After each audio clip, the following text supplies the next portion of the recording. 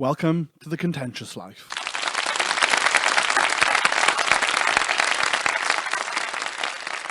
My name's Sam, and I'm with my co-host. By the way, that's the other Sam. I was the one who hosted the last one, who introduced it. Yeah, we're going to have to find a way of distinguishing ourselves over audio, apart from the sound of our voices. But yeah, you join us now for the second episode. I hope you enjoyed the first one. We tore apart some pretty interesting but light-hearted subjects, and now we've got another two for you coming up. So, Sam, I think you're going to go first for this one. Tell me, are you doing underrated or overrated this time? Yeah, because the last one I started off with something I think was overrated, David Lynch. This time, I'm going to go with something I think's underrated. You know, underappreciated. People don't like it, but I think is actually all right. Okay, then. Well, I'm literally on the edge of my seat with excitement and anticipation. What are you going to convince me of that is underrated? Okay, well, this is a bit unpopular. Well, that's the whole point of the show, isn't it, really? It's Simply Red. Simply Red. Okay, well, for those of us who don't know who Simply Red are, a quick outline, please. Okay, they are a sort of a funk soul pop band fronted by a strange ginger man known as Mick Hucknall. You know, famous for his dreadlocks in the 80s, and then he went a bit fat and bald. Yeah, I think he's more famous than the name Simply Red. Mick Hucknall. People know who Mick Hucknall is, you know? Yeah, and he's a bit of an egomaniac. He's gone on record as saying that Simply Red is essentially a solo project. You Wow. know? So, Well, strange you should say that. I was doing a little bit of background research into Simply Red and Mick Hucknall, and he has got a solo project as well, which is his own thing, which I don't know if it's any good, or maybe you should check it out as a Simply Red fanatic. yeah, you know what, I should. But I must admit, though, yeah, I like their earlier and mid stuff, but lately they have gone a bit, lame, to be honest. Anything after Love and the Russian Winter, including that, pretty lame. But they've had some pretty good songs, to be honest, and you can't deny that. Are they actually good musicians? Yeah. Yeah, so their musicianship is talented. It is. I mean, he's got a stable of good session musicians with him. You know, you can't deny that. He's got this Brazilian guitarist, Heitor Pereira, and he's really good. You know, he's like world famous. He does session gigs for other people, and same with all the rest of them as well. You know, he's got this famous Japanese drummer who's apparently really good as well. Well, I knew obviously in a bit of prep, but he was going to bring up Simply Red at some point. I know he was just pretending to be on the edge of his seat. He knew really. Yeah. Well, I've been on the edge of my seat to discuss this because I was looking into the statistics of Simply Red and how many albums they've sold. They've actually sold 50 million albums. Now, I think that's quite a lot. Is that not a lot in musical terms? I don't know. Over 25 years, by the way, that is. That's over a 25-year period. So what's that, 2 million a year? Yeah, that's quite good. Yeah, So, it is. arguably, are they really underrated? Well, they're kind of popular, but the kind of people who would watch a David Lynch film would probably scoff at Simply Red, you know? It's quite fashionable to dislike him. Is that because of the caricature of Mick Hucknall more than the band? Is it because they see him and think, oh my God, look. You know? I think it is. It's like, you got to separate the art from the artist, I say. It's like people go on about, people slag off Bono for, well, his flaws and faults and his whimsies and whatever, you know? But I agree there to an extent. But yeah, you can't deny that U2 have had some great songs, you know, really good songs. And same with Simply Red.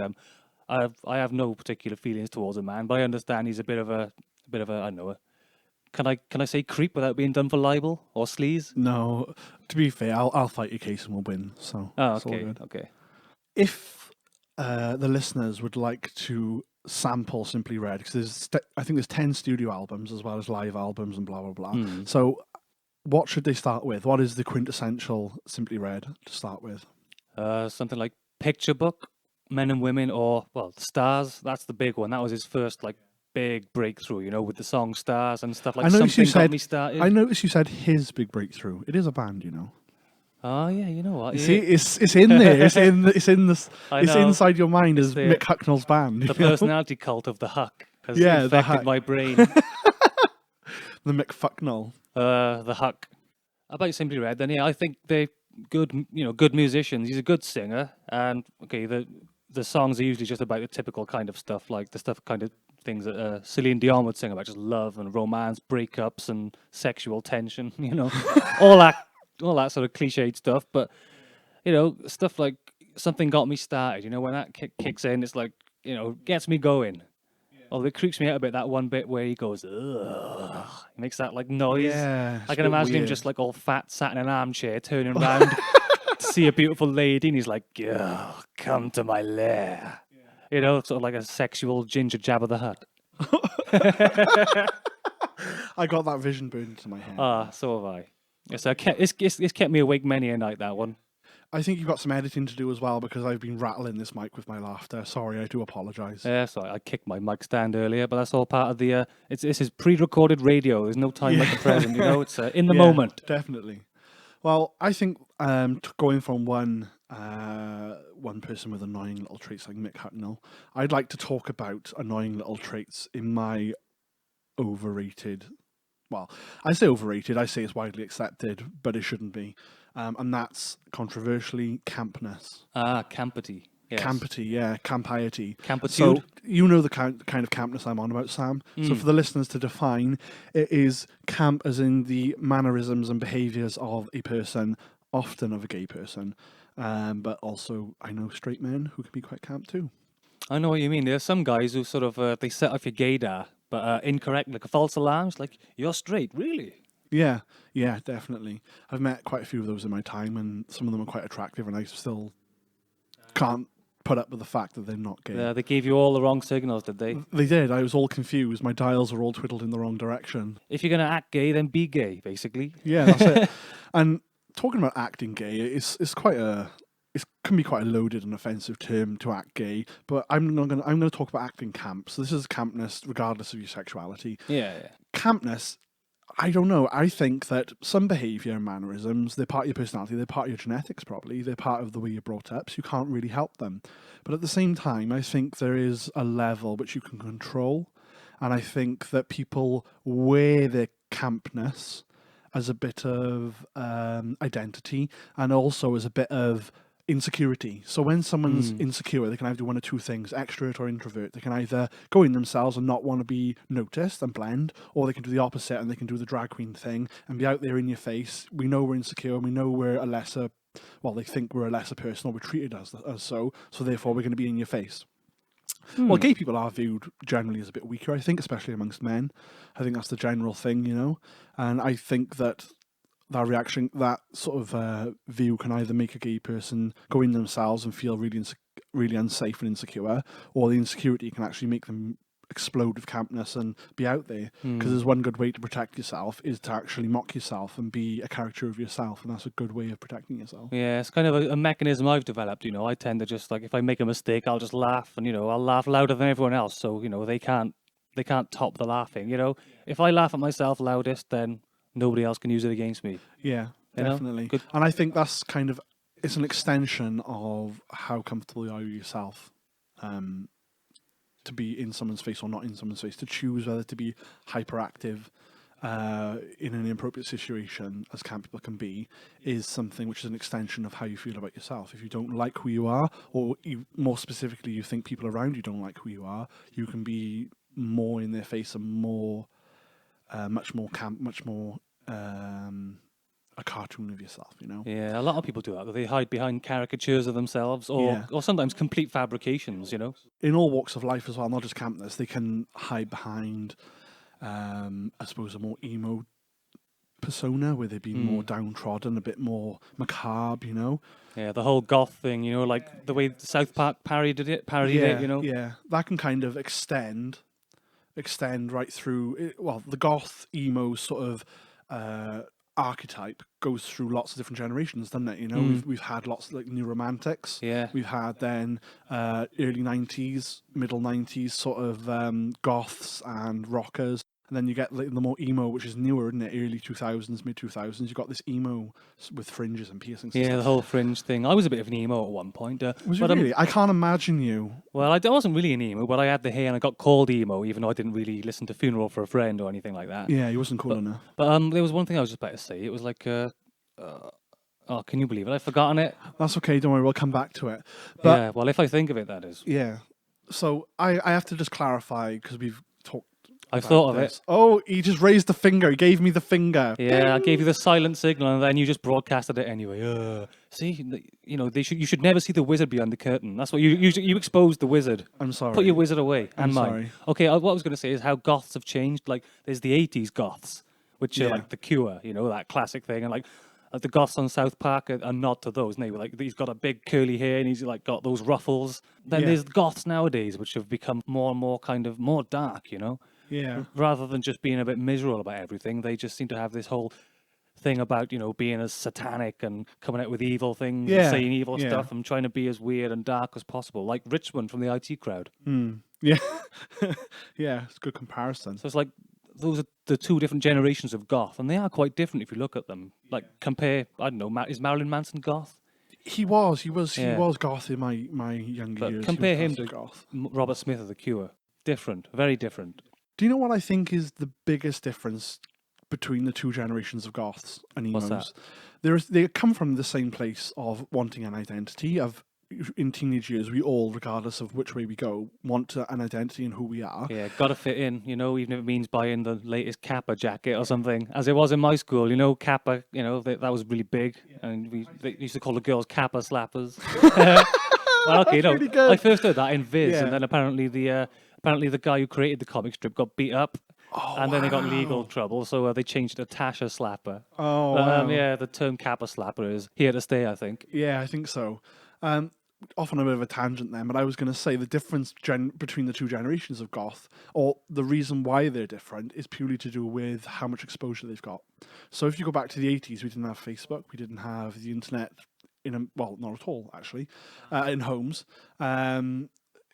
I think that with the advent of there being so much communication with things like Facebook, Twitter, Instagram, Bebo, going back a few years, Bebo. Bebo, MySpace, yeah, Get back to the noughties, you. This is the tens. yeah, exactly. And I think that has caused an escalation in the behaviours and in the acceptance of it. So whereas the Cure kind of goths are a bit miserable, but not that serious, due to escalation of typical teenagers always went up to each other. It's caused a bit of an escalation. I think that is what's caused it. And I suppose the whole goth thing then, you had to rely on, I don't know, the NME or something to get your fix of what it is to be goth, So your concept of gothness was filtered through NME's prism. It was, yeah, it was. And whatever they told you was the industrial or gothic band of the time, or whatever it was, that would be it. But nowadays, we've got so much access to everything. You can almost make your own little cliques of goth on Instagram, on Facebook, on whatever, and go your own way. Yeah. Sorry, just coming to my head. Go your own way. But I don't know. I think, yeah, bringing this right back full circle round to Campness. Oh, good, because we were getting off topic a bit there, We weren't we? were a But I little like bit, yeah. that. But it's nice we Yeah. can bring it back too, Yeah, the Campness, I know that people can't help it to a certain extent, but still, you have to be reining it in, For instance, it's not just camp people, it's lots of behaviours which affect me with people. People who are overly loud because for no reason, probably similar reasons, but being a bit insecure maybe. People who are intentionally abrupt or intentionally rude. So when they talk to them, they won't give you eye contact. They'll give you one-word answers because that is their personality. I think you can help that. You can know that that's not a good thing to be. Yeah. And I think it's rude, So it is not just camp people I'm picking on. No, I suppose not. I mean, it can be any kind of behaviour which, might sort of get under people's skin, but, people are expected to rein it in, you know what I mean? If they are they tiptoe around campness because they might be accused of homophobia. Yeah, I think that's exactly it. I was actually going to bring it up next, but I'm glad you said it. Yeah. It's almost like not only is campness something which is linked to being gay, so people tiptoe around it. I think that the behaviour can even be people like it. They think it's quirky. It's a little bit like, what's the name of the guy we just watched on TV? Paul O'Grady? Paul O'Grady is quite camp, he's become a character in himself, and he's really likeable. And I think campness can be that, and that's why I think that a lot of people do like campness and can see it as a sign of being soft and nice and friendly. And it makes for a good entertainer, doesn't it, as well? Yeah. It's the right personality for that kind of thing, and like Alan Carr too. Yeah, I think that's a good way of describing it. It is an entertaining personality, but the last thing you want when you want to talk to someone sometimes is someone entertaining or someone pretending to be something, That's true, yeah. Entertaining, quote unquote, Yeah. Oh, he's very entertaining. Yeah, I think I'll use that description. If you ever hear me from now on say he's entertaining, you know exactly what I mean. I like that. We could have coined something there. Yeah, we could have. But yeah, I mean, if somebody was just annoyingly loud, not camp, but just annoyingly loud, you might be, you might well just say, "Oh, shut up for a minute, will you? Put a sock in it." But if you can't really just say, "Oh, stop being camp, will you?" Yeah, because I think one of the most annoying things about campness is that they must be the center of attention. The idea of campness is to draw attention for whatever reason, and to be the center of attention is what they want. And I think that's one thing which no one likes someone who hogs the limelight. No one likes anyone who attention seeks. You know, Yeah. It's a big ball ache of a lot of people, isn't it? So I think that's why I really dislike overtly camp people. So do you think like campness is linked to like a feminine personality? Like, do you think maybe camp men are just sort of they have a more female sort of mannerism? Like you'd see the same like behavior you'd call camp in a man. If a woman exhibited it, you might just not even notice it. To be fair, I think that campness itself is a behavior which is different to being feminine. You know, I think no women at camp to me really. You know, there's No. yeah. I think to act like a woman is different to being camp, and I think that sometimes there can be more feminine qualities of a camp person. They could wear makeup, they could actually wear women's clothes, they could wear perfume. You know, there's lots of things like that.